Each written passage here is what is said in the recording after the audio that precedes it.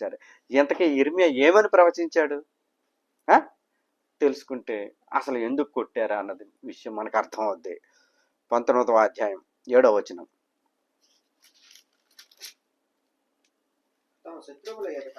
తమ శత్రువుల యిర్మీయా ఈ విధంగా ప్రవచిస్తా ఉన్నాడు.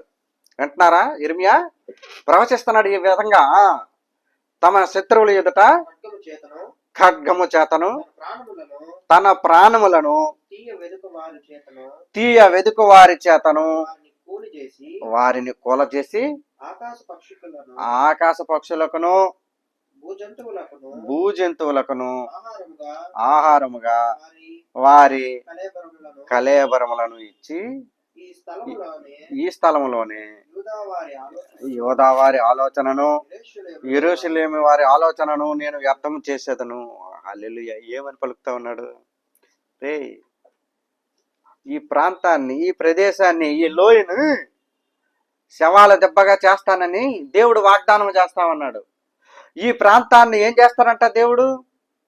శవాల దెబ్బగా, శవాల గుట్టగా, శ్మశానంగా మార్చేస్తానంటాడట. అంటే శవాలను పూడ్చిపెట్టడానికి ప్లేస్ లేక ఒక సమాధి మీద ఒక సమాధి, ఒక సమాధి మీద ఒక సమాధి, ఆ రకంగా దీన్ని ఆ దెబ్బగా తయారు చేస్తా, ఆ రకంగా దీన్ని హత్యలోయగా పిలిపించే విధంగా దీన్ని తయారు చేస్తానని మిమ్మల్ని చూసి దేవుడు ఆజ్ఞాపిస్తున్నాడు రా, మిమ్మల్ని హెచ్చరిస్తున్నాడు అని యిర్మీయా పలికాడు. అక్కడతో ఆగాడా? ఆగలేదు. దేవుని ఉద్దేశం ఇంకా ఉంది. ఏమంటున్నాడు?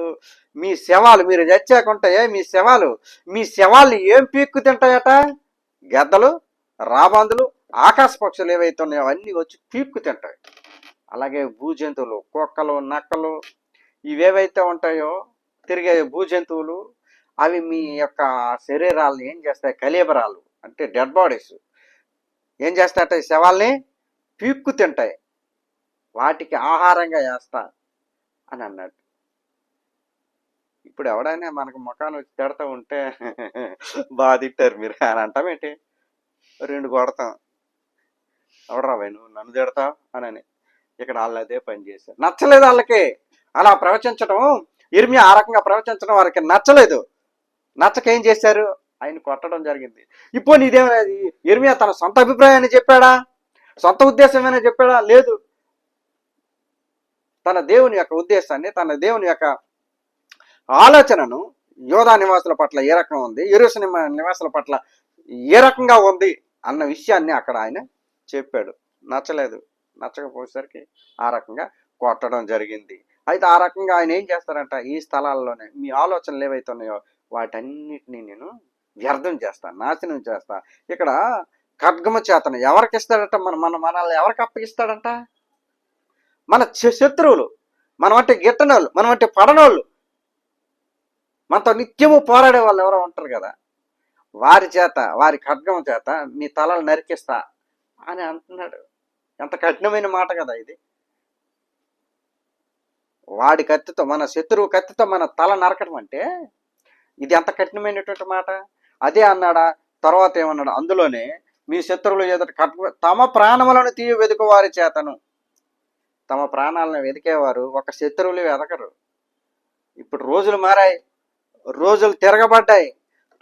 ఇప్పుడు భార్య భర్తకు శత్రువు అయిపోతుంది, భర్త భార్యకి శత్రువు అయిపోతున్నాడు, పిల్లలు తల్లిదండ్రులకు శత్రువులు అయిపోతున్నారు, తల్లిదండ్రులు పిల్లలకి శత్రువులు అయిపోతా ఉన్నారు, సొంత బంధువులకి శత్రువులుగా మారిపోతా ఉన్నారు. రోజులు మారాయి. అవునా? మారాయా లేదా? భార్యలను భర్తలు చంపేసుకుంటున్నారు, భర్తలను భార్యలు చంపేసుకుంటున్నారు, పిల్లలేమో తండ్రుల్ని చంపేస్తా ఉన్న రోజుల్లో ఉన్నాం మనం ఇప్పుడు. అంటే వాడు మన సమయం కోసం, వాడు ఈ దేని కోసం ఎదురు చూస్తాడు? సమయం కోసం ఎదురు చూస్తాడు. మనల్ని చంపినోడు శత్రువే అవనక్కర్లేదు, సొంత మన ఇంటోడు కూడా మనల్ని చంపేయచ్చు. కాకపోతే సమయం కోసం వాడు ఎదురు చూస్తాడు.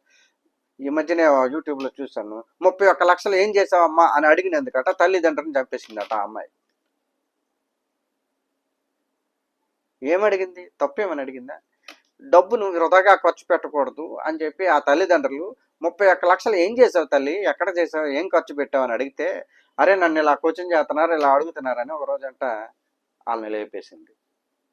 అంటే మన ప్రాణాలను తీయటానికి వెతకవారు శత్రువులే కాదు, మన ఇళ్లలో కూడా ఉండొచ్చు, మన ఇంట్లోనే ఉండొచ్చు, మన పక్కింట్లో ఉండొచ్చు, మన ఎదురింట్లో ఉండొచ్చు. మనం అంటే గిట్టని వాళ్ళు అయి ఉండొచ్చు, మన బతుకులు చూసి ఓర్వలేని వాళ్ళు అయి ఉండొచ్చు, మన ఎదుగుదలను చూసి తట్టుకోలేని వాళ్ళు అయి ఉండొచ్చు. వాళ్ళు కూడా మన మీద పన్నాగాలు పన్ని ఉండవచ్చు.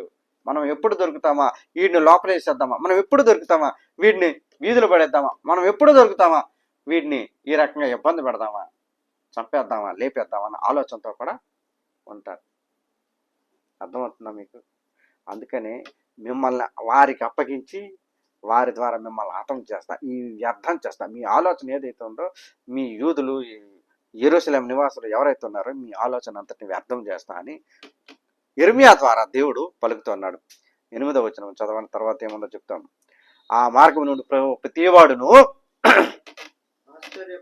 ఆశ్చర్యపడి దానికి కలిగిన ఇడుములన్నిటినీ చూచి అపహాస్యము చేయనంతగా ఈ పట్టణమునకు పాడుగాను అపహాస్యాస్పదముగాను చేసేదను. హల్లెలూయా. ఏం చేస్తారట? ఆ పట్టణాన్ని చూసి నలుగురు నవ్వుకునే రకంగా చేస్తారంట. దేవుని ఉగ్రత, దేవుని కోపం ఆ ప్రజల పట్ల అంత బలంగా భయంకరంగా ఉంది. ఎందుకంటే వాళ్ళు చేసే దోషాలు, వాళ్ళు చేసే పాపాలు దేవునికి కంటకింపుగా ఉన్నాయి, దేవునికి అయిష్టంగా ఉన్నాయి. దేవుని మాటకు లోపడకుండా వారి ఇష్టానుసారమైనటువంటి జీవితాన్ని జీవిస్తూ ఉన్నారు. అందుకే ఆయన ఏమన్నాడు?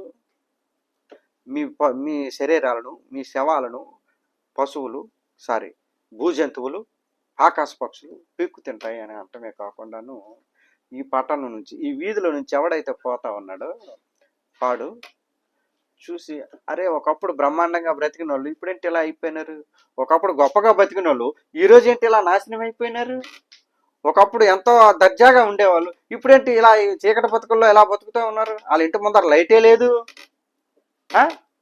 రోజంతా లైట్లు వేసుకునే వాళ్ళు ఇప్పుడు చూడబోతే వాళ్ళ ఇంటి ముందర లైట్ లేదంటే ఏమైంది? అందుకే జాగ్రత్తరా. ఈ రోజున బాగుంది కదా, బతుకు బాగుంది కదా అని ఇష్టానుసారంగా వ్యవహరించకూడదు. ఈ రోజున పరిస్థితులు బాగున్నాయి కదా అని ఎవరిని పడితే వాడిని ఏది పడితే అది మాట్లాడకూడదు. ఈ రోజున మన పరిస్థితి ఈ రకంగా దేవుడు దిగ్విజయంగా నడిపిస్తున్నాడంటే ఆయనకే కృతజ్ఞతాస్థుతులు చెల్లిస్తూ ముందుకు సాగిపోవాలి తప్పితే నాకుంది కదా నా పొగరు చూపకూడదు అని వాక్యం ద్వారా సెలవిస్తా ఉన్నాడు.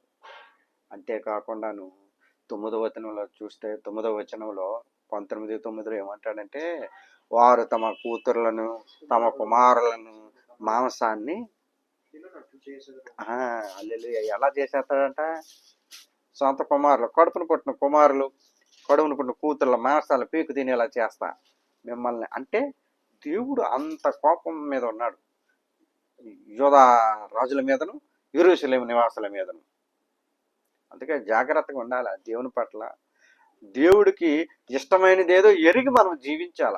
దేవునికి ఇష్టానికి అనుగుణంగా మనం వ్యవహరించాలి తప్పి మన ఇష్టాలకి అనుగుణంగా వ్యవహరించకూడదు. అలాగే అంతేకాకుండానట ఆ హింసలను బట్టి, ఆ కష్టాలను బట్టి, ఆ కన్నీళ్ళని బట్టి అంట అక్కడ తన చెలికాని, తన దగ్గర ఉన్న పని వాళ్ళు అయితేనేమి, చెనికాళ్ళు అయితే ఎవరైతే ఉన్నారో వాళ్ళ మాంసాన్ని తినేటట్టు చేస్తా అని యిర్మీయా పలికాడు. ఇవన్నీ పలికేసరికి సామాన్యంగా నీకు నాకు ఎట్టా కోపం వచ్చిందో ఆయనకు కూడా ఎదరగా ఉన్నాయని కూడా కోపం వచ్చి 4 కొట్టి లోపలేసాడు.